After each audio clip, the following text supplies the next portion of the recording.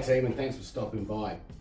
Last time we talked about how we could develop a property instead of going for two townhouses on a piece of dirt that cost us $900. The build for those two properties would be $700,000, $700 a week for the rent, equaling $1,400, meaning an annual income of $70K, versus what I do, which is 9 lettable rooms on the same piece of dirt, same build cost, and our weekly income of $3,150, equating to an annual income of $157,500 gross. So all looks great, and we also talked about what happens if you lose one tenant here. Well, you halve your income. You lose one here, no real impact. Lose two, still no real impact, because these are so sought after because of the price point. Those vacancies sort of turn over within the week. All right, so that's how that works. Now, some of the questions I've had is around the exit strategy for these particular properties. So that's what we're going to talk about today. All right, so we've built our property. We've got 9 lettable units on the go, fully tenanted, but something happens in my personal life and I need to sell in a hurry. So what's my exit strategy? Unfortunately, none of our builds have ever been sold. We've been building these for, well, I've been involved with it for 2 years. The builders I've been involved with have been going for 6 or more years. So we've built hundreds of these. Each build is built about 50 each, so let's call it 100.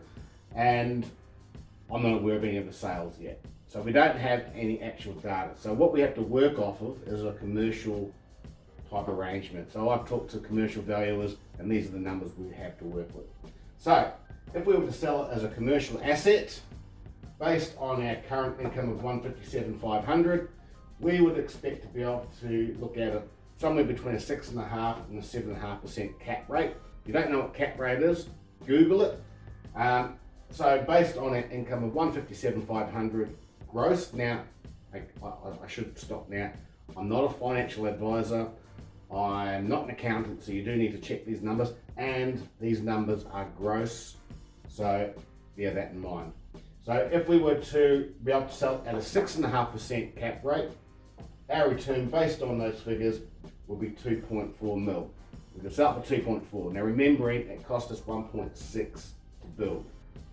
If our potential buyer expected a higher rate of return, say 7.5%, we're then looking at $2,100,000 sale price. So you can see that at a 1.6 build, if you had to sell as a commercial asset, you're still going to make plenty of money out of the deal. All right, what happens if the market's so tough we can't find anyone willing to invest in any commercial assets right now? Unlikely, not going to happen, but what if that was to happen? I have a list of non-for-profits who are providing housing for the at-risk and the homeless, who charge up to $180 per week. So let's assume that we sell it to Launch Housing. Their clients are able to pay $180 per week, 84 grand a year. They would be looking at 4 to 5%. I've used 5% in this example just to show you, but at 5% of 84,000, you'll be able to sell at 1.6 mil, which means you're getting out at what it cost you. And you've made a little bit of money in between through your, obviously, weekly incomes. And that's how it works. So, that's it for this year. What I'd love from you is if you do have any questions about the Class 1B builds, I'd love to hear them so we can have more content for video. And I've got a couple of things happening next year which are pretty exciting. Whereby you may be able to get into one of these at around 25 grand. Sounds exciting? Stay tuned and I'll see you next year. Thanks.